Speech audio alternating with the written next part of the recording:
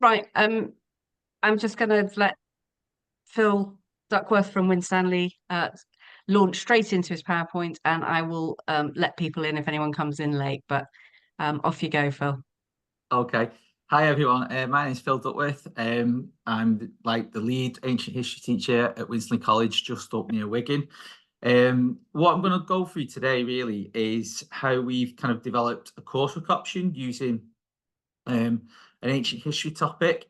A little bit of context initially I'll go through, and then kind of like into the mechanics of how we did it. So it's quite a practical kind of exploration really of that story. I'll probably be ridiculously enthusiastic about it all the way through, but feel free to ask any questions at the end as well. Right, so just give you a little bit of context. We also do, alongside our OCR Ancient History course, we do a modern AQA history course, which looks at both Russia and Britain. And we do a medieval AQA course as well, looking at the Crusades and the Angevin Kings. Now, both of those options have a coursework option, unlike the ancient history course, which is just purely exam. So a couple of things have happened over the past couple of years where we've been probably teaching ancient history now for 5 years. I think our first cohort was, I think they were 2020, they had their award of grade, so they were hit by COVID straight away. But what we noticed was that some students, they were really interested in ancient history, really popular. However, they didn't want to take it as a full A level. So that was one of the things that kind of spurred us to look at maybe making one of the coursework options that they could do for one of the AQA units, maybe making it into an ancient option. And then the other thing as well is that we've over the past year, we've decided not in the future to teach the ancient A level. Various reasons in that, but we didn't want to throw the baby out with the bathwater because we had lots of great resources that we collected over the 5 years, and we're really keen on kind of we still love ancient history. So we're kind of looking at a way of kind of thinking, right, well, how can we kind of continue it? And obviously the coursework module kind of presented that particular platform. So that's just a little bit of the context. So what the AQA kind of coursework criteria involves that makes kind of an ancient history topic really suitable. The question's got to cover a time frame of approximately 100 years, first of all. So you've always got to be looking for that criteria. It doesn't have to be exactly 100 years. It just needs to kind of be there or thereabouts. Can go over, can go slightly under. You've got to be able to allow different interpretations of history to be explored. So you need a topic where, a bit like we get with like the depth questions in ancient history, where you've got different historians' opinions and there's kind of historiography available to explore. That's going to be worth kind of 25% of the marks that are available when you're marking the coursework. So it's really important that you've got a topic that allows you to explore that. Similarly, you've also got to have enough primary source material, and obviously, luckily, with kind of teaching ancient history, you've got access to lots of primary source material that you've probably been using anyway to support your ancient historians. Well, you should be using, and that can range from the text sources to the archaeology. So again, it should be a topic that you're looking for that has got plenty of that to be able to use. You do have to get the questions submitted for AQA's approval. Now, every centre has a dedicated coursework supervisor or advisor. You send that off at the start of the year, and they come back just to kind of like confirm that the topic's suitable, it meets the AQA criteria. They might give you a few things just to tinker with the topic, but that's just part of the paperwork you should be aware of. Students will end up writing a 4,500 word dissertation, so it's got to be something that allows them to kind of get to that word count. You want it to be able to do it, them to kind of write it in that kind of depth. And always kind of bear in mind that this is going to be 20% of the final grade as well. So those are like the basic kind of criteria that we were working with when we were thinking about designing this as a coursework topic. The other two coursework topics that we do already with the medieval and the modern kind of options we do one on heresy in the Languedoc for the medieval option, and we do one on the modern option. We actually do a Crusades coursework for the modern option. So we do have some experience in kind of coming up with like the coursework topics.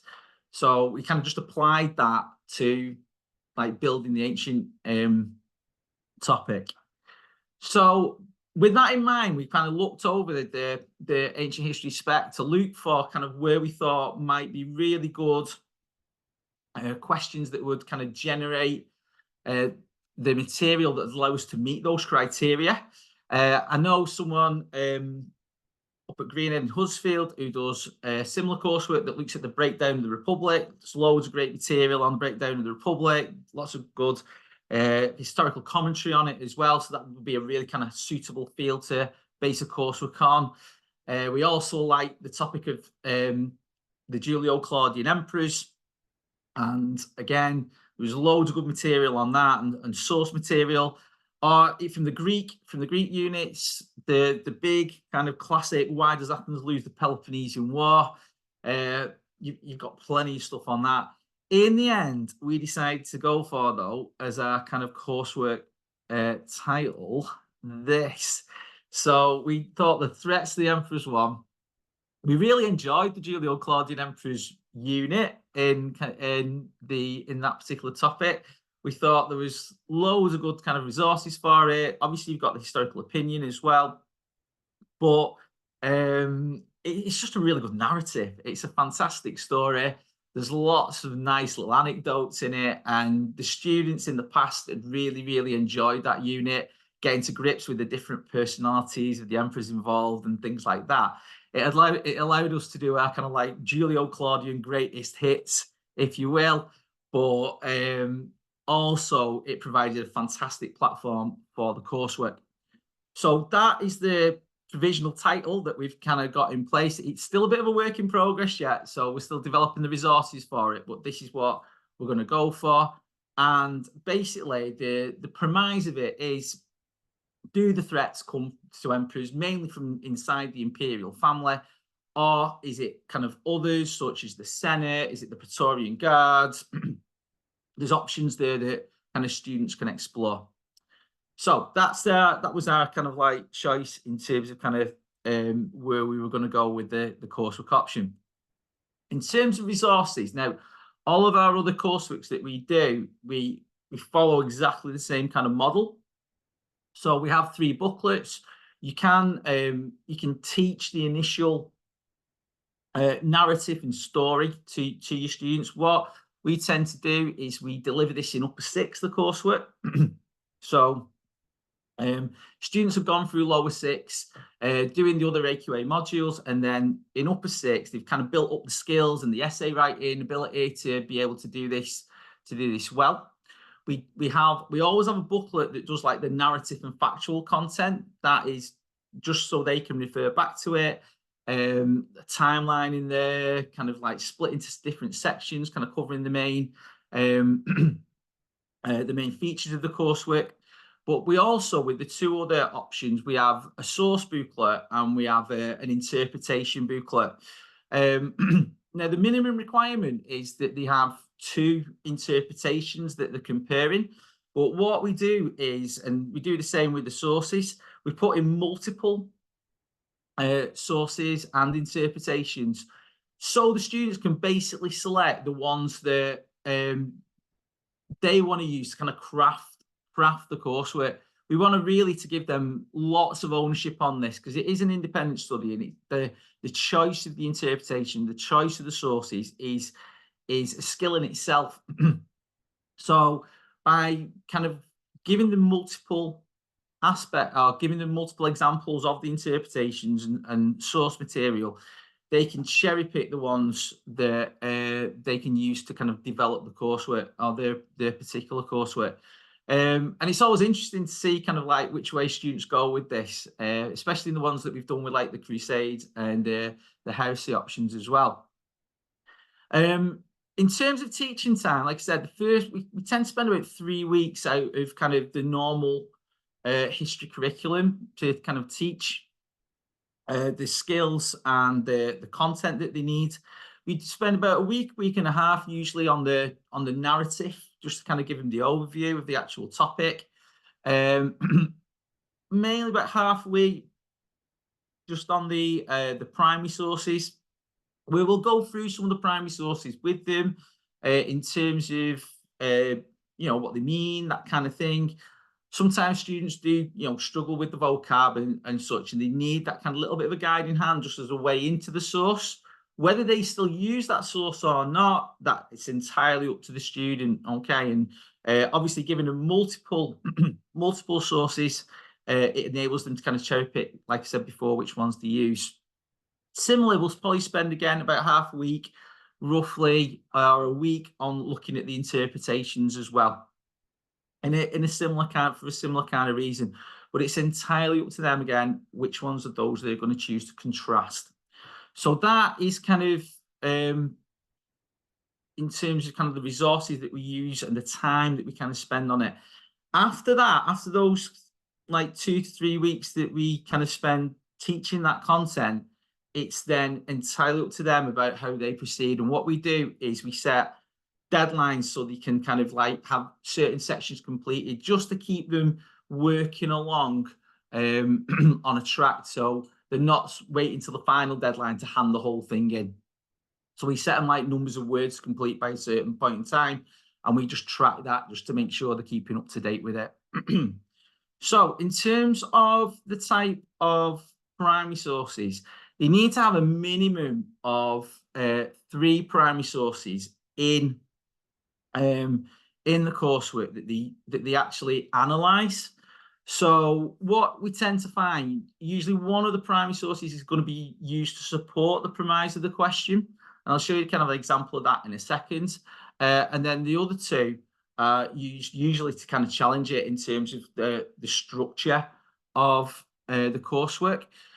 The sources that you choose that are going to be the ones they can select from and analyze, they should be detailed enough. So sometimes, like if it's just a coin, for example, it would depend on if there's enough like material on that coin for them to be able to kind of get both into like the strengths and weaknesses. So that's why some of the material from the Emperor's module is really, really good in terms of the sources that have been selected to support that. And the way they use those sources that they analyze is it's not like a separate section that they kind of create with the coursework. They build them into the overall essay.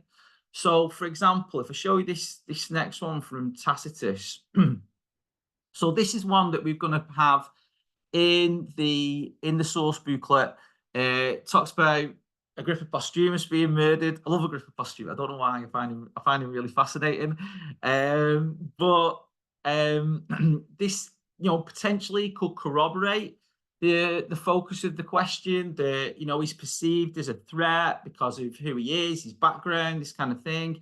There's also the bit at the bottom about potentially Livia's involvement in Agrippa Postumus's murder as well, and such, Olivia's direction, if you will, which is great because you can bring in a little bit of the background to Tacitus and why you might be portraying Livia as this very kind of negative figure.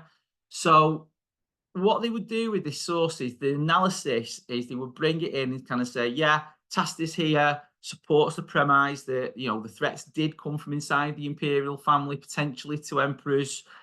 However, they then have to kind of counter-argue that, very much like we do with AO3 in kind of ancient history essays, but a little bit more developed. So that's an example of kind of one of those sources that, would be quite suitable for use in the coursework source booklet that students could kind of select from. Similarly, in terms of interpretations, you do need 2 contrasting interpretations to kind of platform the coursework around, structure it. As it says, the candidates need to be able to assess how convincing the interpretation is and understand how how the historiography, I always stumble over that word, has changed over time. That is sometimes the most difficult bit to resource in terms of being able to get something that kind of shows historiographical development of particular theories about the topic that you're looking at. Students get, can get marks for showing the change in historical thinking over time. So that's always something when you're kind of choosing a coursework topic, is to make sure that that kind of material is available. And again, the way you write this, it's not a bespoke section in itself, it's integrated into the overall essay. So, for example, it might start off with, historian A argues that, the main threat did come from the imperial family. And then you also can get into the background of that historian about why, what is it about them that might make them convincing? So, for example, one of the ones that we use for the Crusades option is Jonathan Riley Smith, who was at Oxford. He was crusading don, if you will, of a historian, influenced other crusading historians. You kind of use that to kind of argue why they're particularly convincing about this particular topic, and why that kind of adds weight to what they're saying about the overall argument. So a little bit of research into the background of the historians that you're using who are giving the interpretations is really, really useful for helping the students select which ones they're going to use, and for obviously resourcing it to make sure that the topic's viable. So those are, if you're going to set out to do it, then just make sure you've got access to that kind of information, and you're picking a topic that can give you that kind of like info and such. So one of the ones that we've chosen to kind of support or to help out with our interpretation booklet is this one from Mary Beard. It's one from it actually comes, it's a transcript of what she did for a documentary about Caligula. And there's a few different things in this extract that we thought students could potentially use to both maybe support the premise or to kind of argue against it and such. So, for example, there it mentions about the role of kind of like the Praetorian Guards in Gaius's assassination and such, but it also mentions about maybe Caligula was involved as well, and Claudius was involved as well. So it's those kind of extracts, if you will, that are really, really good to find, where usually there's, an overall opinion, but there's perhaps several other different kind of strands mentioned as well that students can latch onto to help kind of like write their overall argument. And obviously some of the past papers for the ancient history exams, you've got some kind of interpretation pieces on there. There's things that you might have used in your booklets. We've basically kind of like gutted like Julio Claudian booklets to help create the kind of like the interpretation and source booklets and the factual content kind of booklets as well for the coursework option. So it's not been too kind of onerous a task in order to kind of start creating the resources. Obviously, we've had to kind of research further as well, and kind of like, find some other kind of resources to get involved with it. But our initial platform was kind of readapting the materials that we'd made for the Julio Claudian module into this kind of coursework platform for students to use. So that's kind of like the main overview of kind of the practical kind of considerations of what we went into to do it. We'll only be launching it next, I'm trying to remember, I think it's next academic year. And obviously we've still got to get it through that AQA stage of getting approval for it. We're not particularly kind of worried about the approval because it meets the 100 years criteria nearly. So that should be fine. And obviously the resources are there and things like that. What we're really interested in and kind of really excited about is the way that the students approach it for the first time, because that's when we'll get our first real kind of like insight into if it's worked well or not as a coursework question, and obviously we'll develop it further from there. From what a friend who does the Republic coursework, what from her insight, she said that works really, really well as a topic. So fingers crossed, it should do quite well. I wanted to leave a bit of time at the end just in case anyone had any questions. So I thought like I'd give about 10 minutes for that. So in case, if you do want to get in touch though, that's my email. Although I'll put a capital D, but it should be a lowercase d. So do get in touch. But has anyone got any questions about that potentially?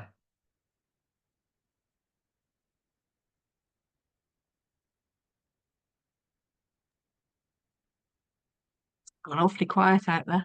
I do have kind of thoughts and comments about this, but as Well, Alice and Alex can attest, when I start talking, I don't stop. So I'll provide other people it's with the all right, Jack, opportunity go to for go it. first. Go on straight in there, Jack. Right, okay. I'm really glad that you've done a topic on this, because it's something that I've kind of been interested in for a little while. And I really can't decide where I stand on the idea of ancient history as a coursework topic within a history course. Yeah. Be that AQA, as in this case, or be it OCR on their history course. I think initially my idea of it was fantastic, because it's not constrained in terms of what topic you choose to do. Obviously, there's parameters that you have to meet, but you don't have an exam board saying, here is the list of things you can teach your students. If I want to do the Egyptians at A level, I can just teach it. But I'm kind of thinking about I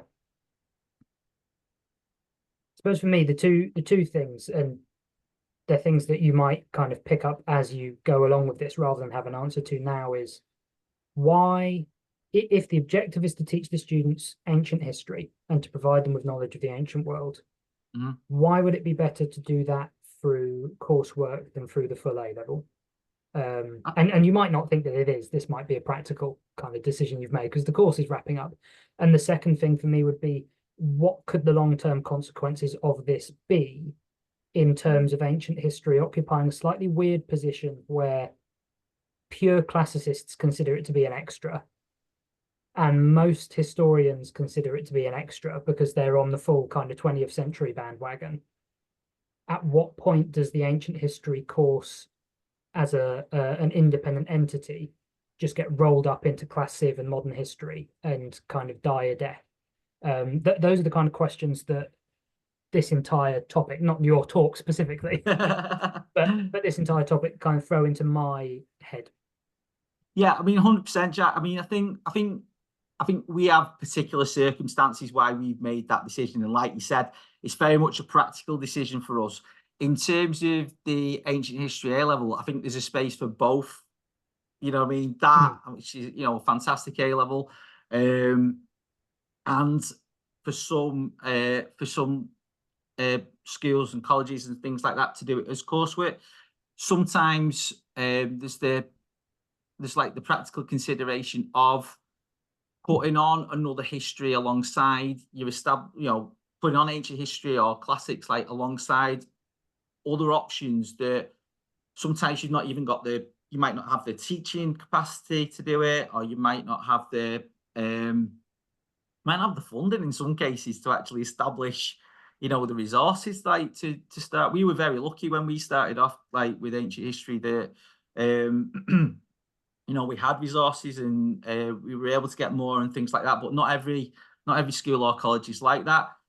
This would give, the reason why I can mention it as a coursework potentially then as a solution to that then is that it still gives students a taste of it, even if you're not delivering it as the full A level. I mean, we were gutted that we had to kind of narrow it down just to the Julio-Claudians because we're really passionate about Alexander, and I'm gonna miss it. I feel like saying bye to one of my best friends, like not being able to teach Alexander in the future. But yeah, I think it is really a practical thing more than any, certainly for us, like I said. But for some for some places that maybe don't want to kind of roll out the commitment for the full A level, but do want to kind of like let their students kind of experience the ancient world and things, this is a great vehicle for that. And I think, you know, when we're trying to get more people into ancient history, you know, at higher level as well, and things like that, I think anything that does that, any exposure is better than none, to be honest. So I think from that point of view, I totally get where you're coming from. It still gives them that route into the topic at a high level. And also, even when we just offered the modern and the medieval course, you know, we had students who still wanted to then go on to ancient history, and at least now it'll help. I think by doing it as a coursework as well, it'll still, that experience they'll get, will give them more of a progression route, even if they're not doing it entirely, if you will. And ultimately, you know, it does come down to kind of making sure that progression route is open to them and such. Hi, Alice, go on. Hi, just going to say, just cutting in there quickly to say that Kat's posted a message in the chat saying, how enthusiastic were your department with this? We have 3 different questions set around African American civil rights, but there's little desire to change the topics beyond 3 questions. Any tips for bringing this as a discussion would be interesting. I think I was really lucky when we introduced ancient, in the sense that people were just willing to kind of go along with it and learn it from scratch. So I'd done a little bit at university, but I'd not taught it, and it was we literally did it from ground zero, basically. And then we've been able to kind of rotate staff onto it. We've just rotated an ECT onto it to do it for like the last year of the full A level, which is a real shame, but then she'll be able to do the coursework and such.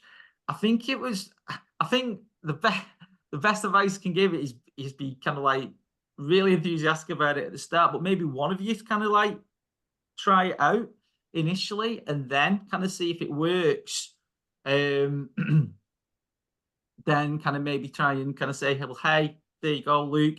And I think maybe using it as coursework could be a good way to kind of like introduce it on a small scale, maybe initially, and then see if the coursework works. Then can you roll that out then to like the full A level, perhaps? I'm not sure, Kat. That's brilliant. Thank you. Yeah, I was just going to, if that's all right, Alice. In yeah, relation of course, to Alex. that second question about whether sort of supportive or not, and sort of like the wider potential context for that.